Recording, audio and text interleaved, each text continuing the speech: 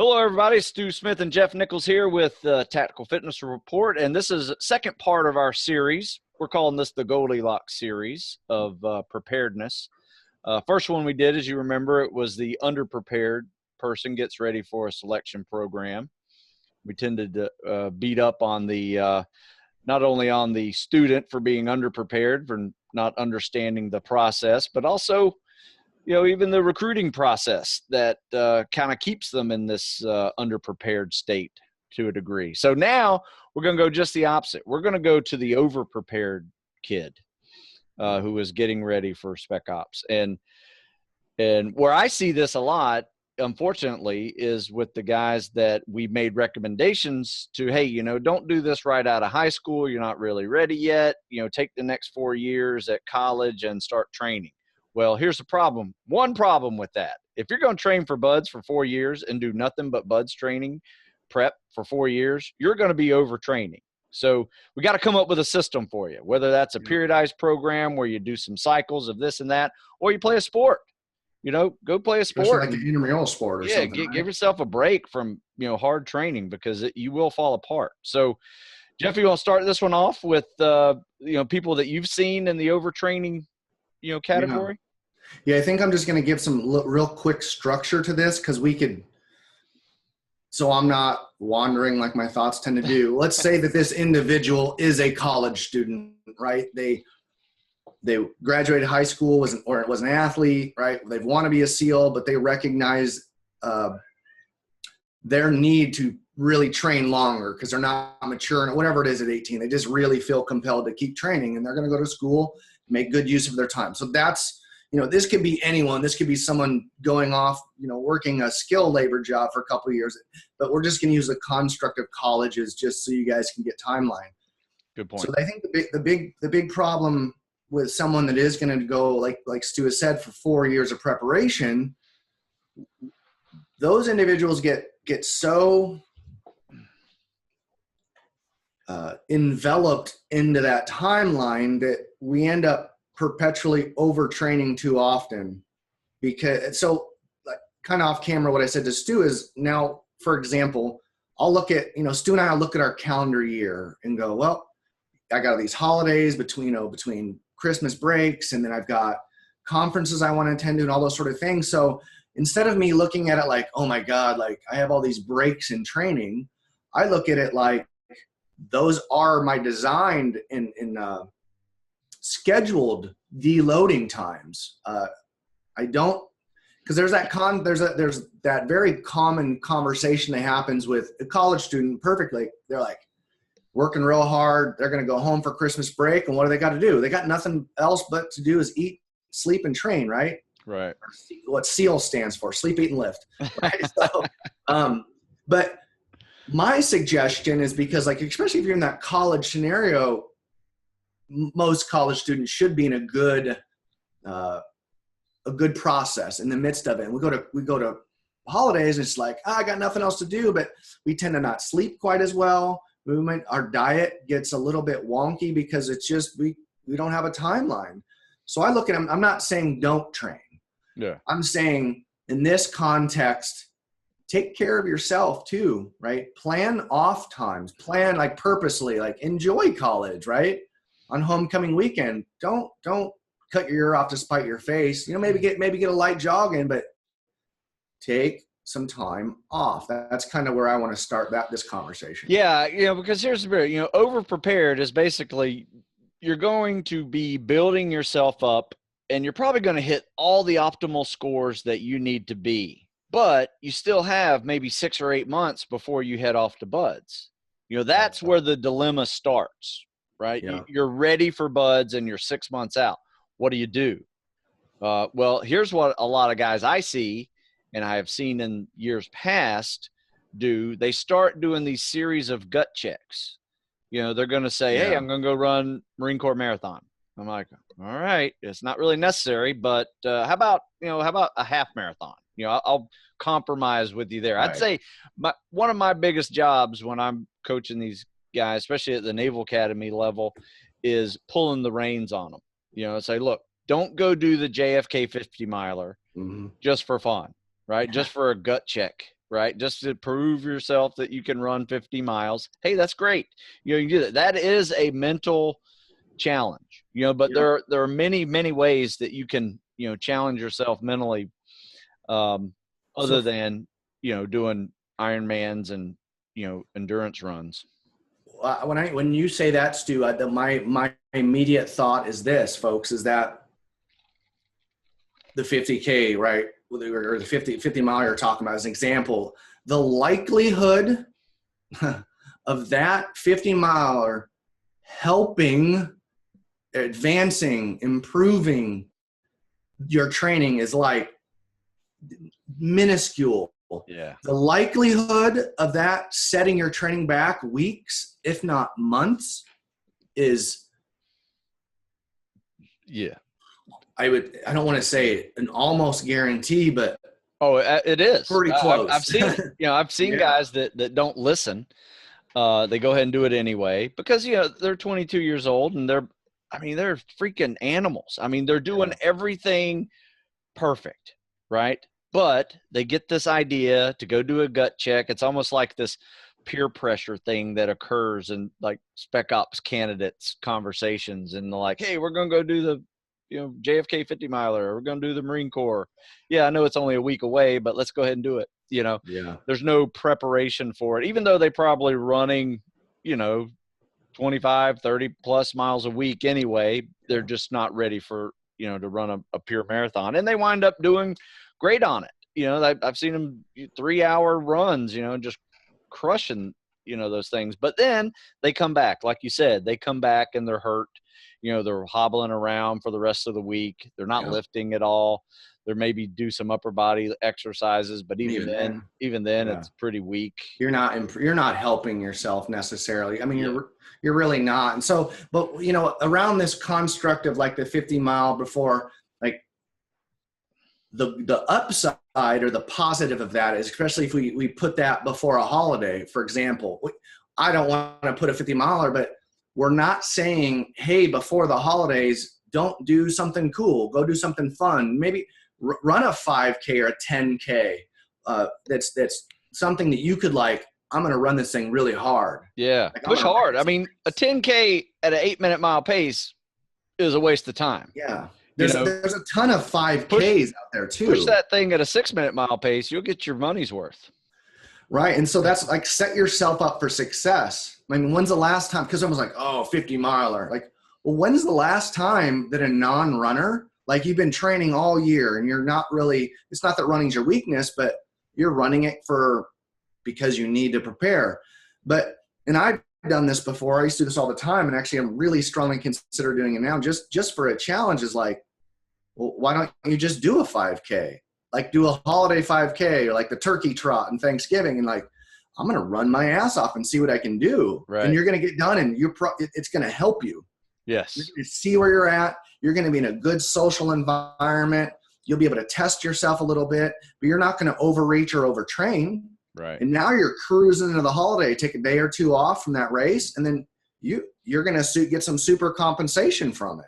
Yeah. And so that's the other side too, is, you know, I guess the moral of all this is that if you have 4 years or 2 or 3 or whatever it may be, we understand that this constant self-evaluation can just be a little bit like, a little bit dull and boring and hard to manage, but it won't be if you make yourself take breaks, right? Yep. That will solidify a lot of these issues of just going like, hey, at least every month, I'm going to take a 3-day block off somewhere. That's also to include a day off here, but bam, 3 days off, right? Maybe you still do some yoga. Maybe you do get in the water and just do some stretching, but because a lot of times that's kind of the mind plays tricks on us. We're like, oh, I got to go. People are out training me. People are training harder than me. But we got to start thinking it's he or she who recovers the best. Yes. Is able to train with more frequency, more intensity, and mitigating as much risk because the reality is the type of training that is really desired or that is necessary for selection training, it's rough. We know that. Mm-hmm. The best way to manage that, is take your program and schedule some off time. Yeah. And, you know, one thing I have been doing, and I'm just doing it for me because I'm over 40 and it helps tremendously, you know, especially if I'm working out with 22-year-olds still, is I turn one of what used to be a hard day in the middle of the week into a mobility day. Mm-hmm. And now my guys are starting to do it with me. In fact, we did a mobility day on Wednesday this week, and today we did the double PST. And you would be amazed at, well, I guess you wouldn't because this is science of physiology. Yeah. You know, they were amazed at their scores, not only on the first PST, but the second PST, that they actually were able to maintain a running pace, a second 500 yard swim that was fast, and their PT was, you know, maybe 10 or 15% off of what their first one was, which is pretty good.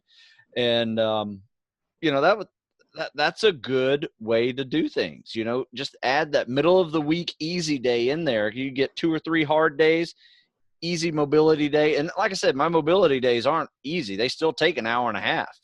You know, I'm non-impact cardio, I'm foam rolling, I'm stretching, I'm using the car buffer.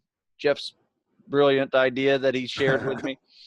I stole it from the Pirates. I know. And people we all steal things, but yeah. You shared it with me, so I think you're the genius for sharing it. So, but that has been a life changer. And, you know, you do that for 50, 60 minutes, and then you go swim and do all the dynamic stretches you can in chest deep water.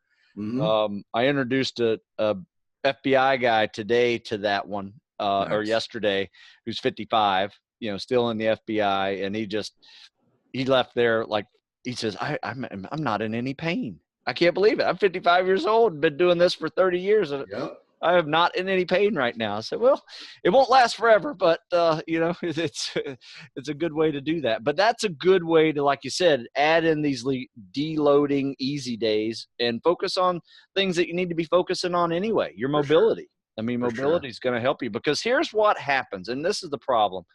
And this is on the severe end of that. And we had some hard dudes. I mean, the guys that, you know, everybody at the Naval Academy looked up to because they were just like the hardest dudes ever. I mean, best PST scores, you know, under a log, under a boat, you know, do the SOAS thing, crushed it, you know, were rucking, you know, no problem. I mean, they could do like, you know, 8-minute miles with a ruck on. I mean, just crazy. Well, guess what happens? You know, he does a big, long triathlon, does a 50-miler, and he actually had to get both hips labrum. He had 2 labrum tears in his hips, you know, so he just overworked himself I mean, the good news is, like 20 years ago, or maybe 30 years ago when I was in, I mean, that would have sent you out.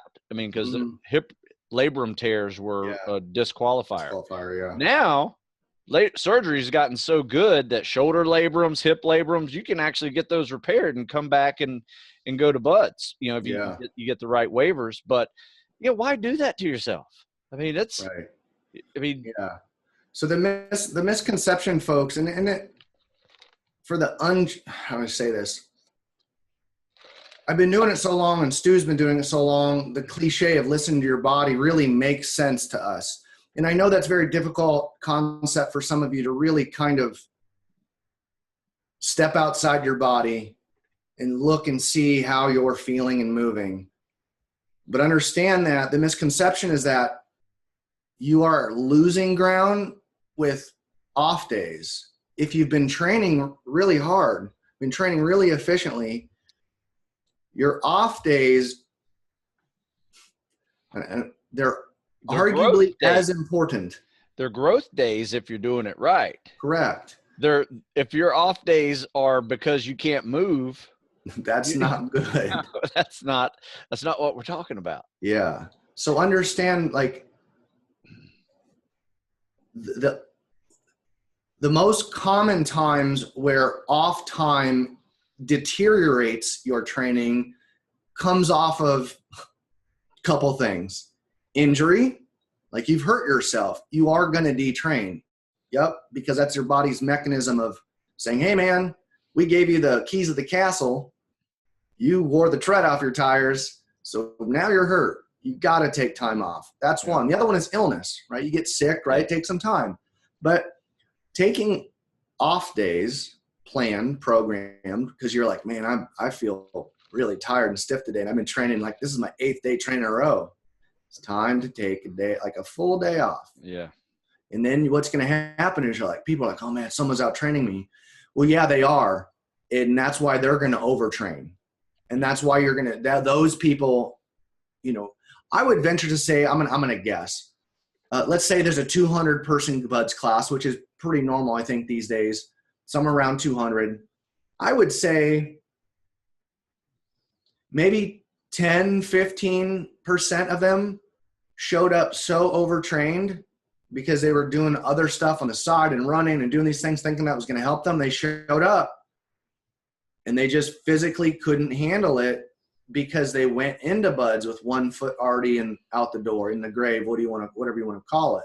Yeah, I would agree with that. I would agree that there were some guys that were good dudes. I mean, put out hard, and you felt you just heartbroken that they didn't make it because you knew they were in better shape than you were, you know, but they just fell apart. You know, on the flip side of that, the one we previously did, the underprepared, I would say that's over half of your initial buds class.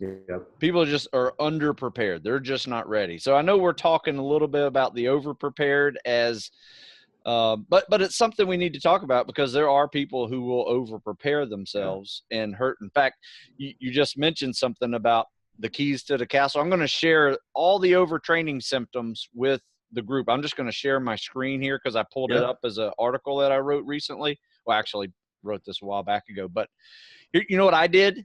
And my wife gets on me all the time perfectly, at perfect timing, because she sees these symptoms that I don't realize. So, you know, make yourself just Google it. You can Google overtraining symptoms, print it out, and just give it to your training partner, give it to your girlfriend, give it to your mom, whoever. Stick it on your mirror. Yeah, stick it on your mirror, and you look through these things, and you can, somebody is going to tell you because I didn't realize it.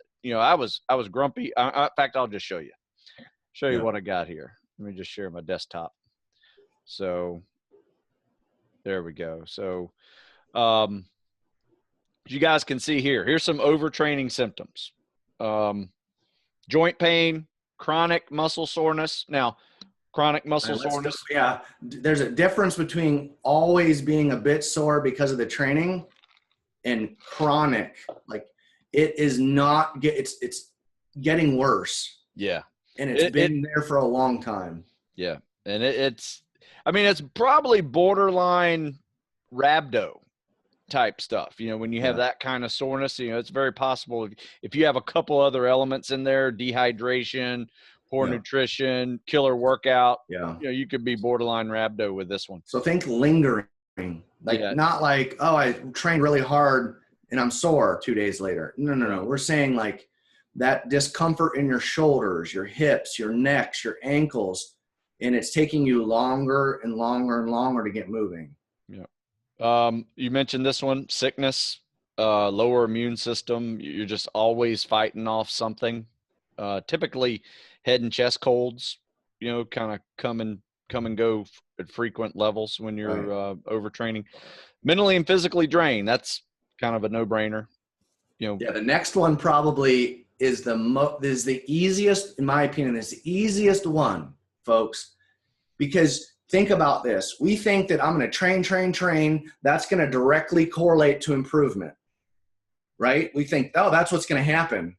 If that's not happening, you're wrong. Like, it's really that cut and dry, folks. If you're training, and like every couple weeks, you're like, man, I'm putting all this work in. What the heck? If that's happening with your runs, your swims, everything, right? Your grip strength is a big indicator. If you're having a hard time chronically holding on to bars and holding, big problem. You're overtrained. That's a neat study too. When they actually did a study on that, and as you're familiar with that, they correlated overtraining with grip strength. Grip is a very, you can get the app, the touch app, right? Or you can get the squeeze, or it's not ergonometer. Is it called ergonometer? That's right. I think they're like hand ergs. Yes, hand erg. And that is dynamometer. Dynamometer, that's right. Yeah. When my facility, we had one. No, we didn't. But that's going to be one of the metrics I'm going to utilize in my training facility in Colorado. That's going to be the one of them. It's just because it's quick. Yep. And they get to know their numbers. I'm like, oh man, they'll know right away. Part of the warm up. Hey, hit your grip. It's your nervous system identifying your state of readiness, and it's it's super accurate, provided you get familiar with what you should be performing. Another test I use, Jeff, is the functional movement screener. Yep. Too, because that is basically a central nervous system test, and for sure, all those little elements. Like if you can pass it, 6 months ago, but then all of a sudden you can't pass it anymore. It's not because you're necessarily lacking mobility. It's because your nervous system is shot and your hips are shot, and you can't do some of the exercise. So anyway, let's keep moving. So insomnia, that's a brutal one, because sleep is your number one recovery tool. And if you're not sleeping because you're overtraining, that's even worse. Losing fat and muscle. A lot of people tend to burn off a lot of mass. Yeah. If you see your weight, you see yourself losing weight. So yeah, the key there, folks, is it says and muscle. Yeah. So that's what you get, like, and this is, so I'm going to be very clear in my words. That losing fat and muscle is most apparent in high intensity interval training. And this is not a knock on CrossFit, folks. It's really, and I swear it's not, but that's what becomes very apparent in that CrossFit world for beginners oftentimes, because it's so intense, and they're following the WODs and they're like, man, I got these great results. But then a couple weeks in, they're just really chronically sore. They get sick. And it's not enough. That doesn't matter if you're doing CrossFit. We could just do high intensity stuff all the time. It's just CrossFit is an example that's most people could relate to. Right. Lack of enthusiasm for exercise. That's that's usually a hard one, because I tell you, a lot of these guys that are in the over prepared zone have, they've already gone through the enthusiasm for exercise and motivation for exercise, and they're really kind of running on discipline. They're just, it's such a habit for them. So for my group, that I rarely see them losing enthusiasm for exercise. They just have other issues that are going on. So, I mean, there might be a day where you just don't lack it, don't have a whole lot of enthusiasm, but that happens to everybody, I think. But, I think once you get in that over prepared zone, that's where, you really don't listen to your body, because you're so disciplined and your mental toughness is top notch. And you just say, you know what, I'm going to suck it up and do it. I don't feel right, but I'm going to do it anyway. And just, call it a gut check. Yeah. So now there's nothing wrong with that every now and then, because sometimes you're just being a wuss, and, you just got to wake yourself up and go do something. But sometimes it's your body actually saying, hey, I'm a little broken and I need to day off. Use the word chronic, right? If you're having to rely on pre-workout, that's a whole other topic, then that's not a good place to be either. Right. That's a good point. We could add that to, if I need pre-workout to train, like, not a good place. That's a good point. Poor attitude and grumpy. I'll be honest with you. That's where my wife gets me. She goes, what is wrong with you? You're like, I'm grumpy or something. She knows my tone, and she goes, I think you need to take a day off. That's typically what I get. Yeah. But here are some real easy ones, right? And this one over here is elevated heart rate at your first time when you wake up. Have an understanding what your resting heart rate normally is, when you're feeling good, right? But, when you're starting to feel kind of crappy, check your heart rate, and 9 times out of 10, you're going to have an elevated heart rate if you're in that overtraining zone. And it's noticeable. I mean, you're looking at 10 to 20 beats per minute, when you wake up first thing in the morning without, having gotten up out of your bed yet. That's, if you're normally at 52, per minute, when you're laying down, and next thing you know, you're at 75 when you're in that same state, you're pretty much sympathetically charged there. Yeah. And you need to calm that thing down and just take it easy. Yeah, that's a real big one. Increase in injuries we talked about. Depression, I haven't really seen that one a whole lot. Sometimes it happens, it's almost like just to the next level of lack of enthusiasm for exercise. Mental breakdown, that's another level.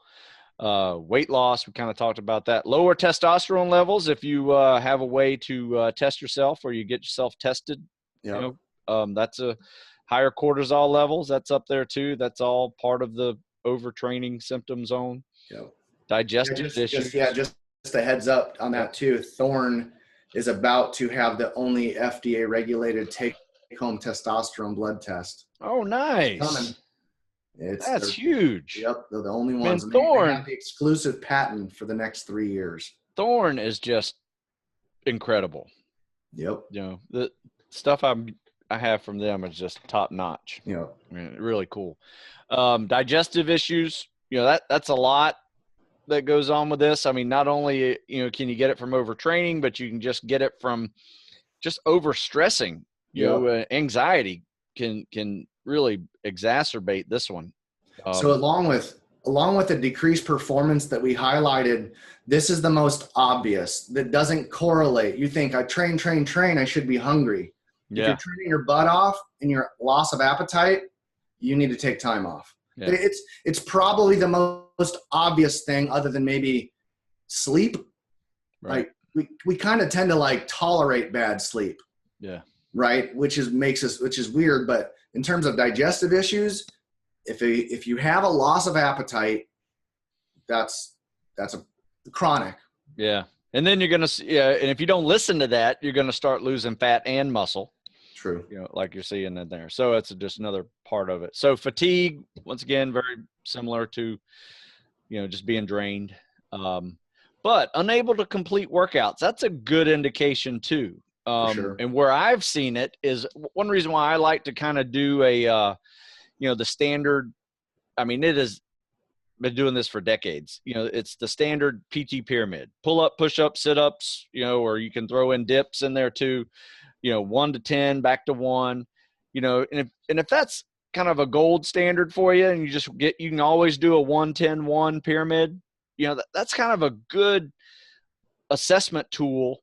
Like if you do that one day and next thing you know, you only get to 6 or 7 and you can't push it anymore, you're starting to fail on a couple of different exercises. That's a good indicator that you're doing too much. Yeah. And that's not to say that the workout is something that you historically have never been able to. That's these are the things that you should be able to complete with regularity. Yes. Right. We're not talking about the 50K. We're talking it's a normal, difficult, intense training day, and you just ran out of gas. Yeah, it can be a 5x5 workout that you normally do, with the same weight that you've been doing for decades or whatever years, and then today just you can't do it at all. So listen to your body, because it's talking to you, and if you don't listen, it's going to start yelling at you. For sure. And then eventually it's going to come to a point where it says, okay, I'm done, and you are too, and now you need surgery. Yep. Your body will very quickly remind you who the boss is. It does. Yeah. So that is a battle, folks, a war. That's a battle you cannot win.